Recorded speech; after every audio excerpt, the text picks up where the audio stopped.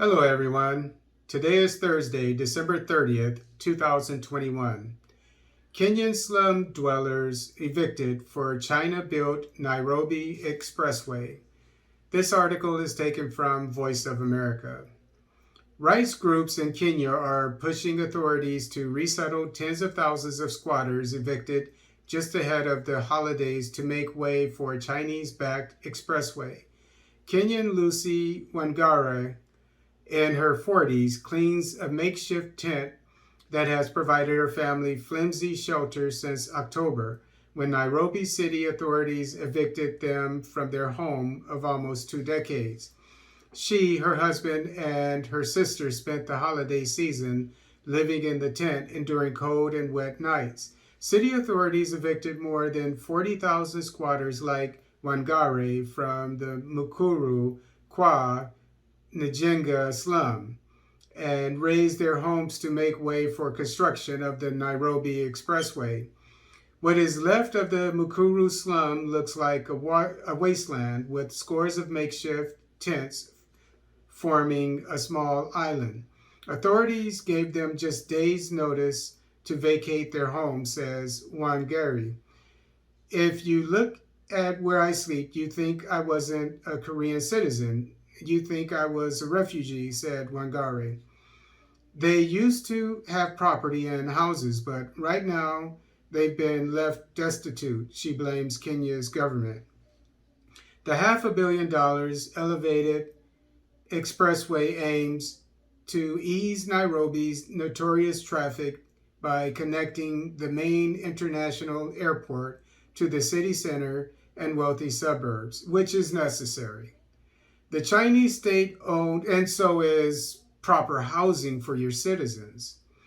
The Chinese state-owned China Road and Bridge Corporation is building and financing the expressway, which should be working in 2022 and will collect the tolls for nearly 3 decades. Despite critics calling it a road for the rich, Kenya's President Uhuru Kenyatta defended the project while taking a tour of it the day before Christmas. The difference that is being occasioned by the road building, the drainage being built, by the sewage being put in, I do believe that within another 2 years, Nairobi will be a truly 21st century city, catering for its population in a positive manner and in a manner befitting our people, said Kenyatta. Only if you house the people in the largest slum in the world, Mr. Kenyatta. But Kenyan rights activists fought the government for not striking a balance between the need for infrastructure and human dignity for those evicted. It's so traumatizing. People are having mental issues here. We have other special challenges they should get like special attention. But you find out that even the facilities we have around, they can't even accommodate to create maybe that space to provide such services, he said. The single squatters left homeless, like 38-year-old Pauline Gathoni, struggle with security fears. It's very dangerous to spend the night here, especially for us women, she said. The men can defend themselves if attacked, but she can't fight anybody. If someone attacks me and steals my property, tells me to leave, I will have no choice but to obey them, she said.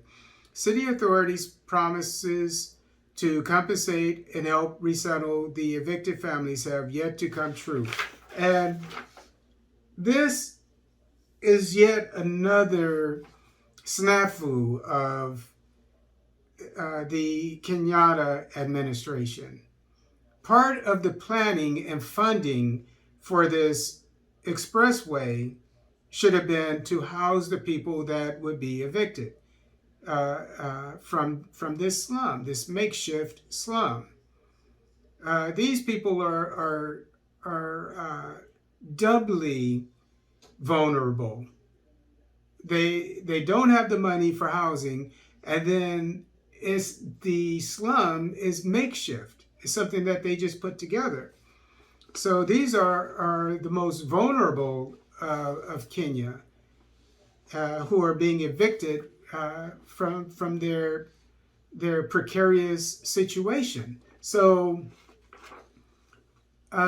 shame on Kenyatta for not taking care of these people while basically taking care of the wealthy. Because, as they said, it's just an expressway from the airport to the wealthy. So, and I have no problem with that. There should be one. But, I'm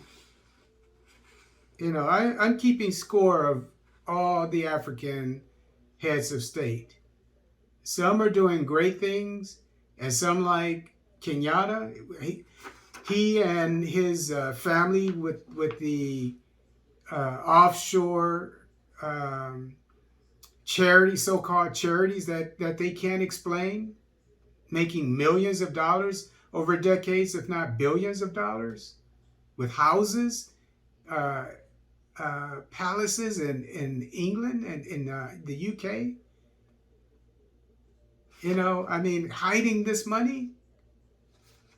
So it doesn't surprise me that Mr. Kenyatta did not plan this eviction well by taking care of the most vulnerable of his constituents.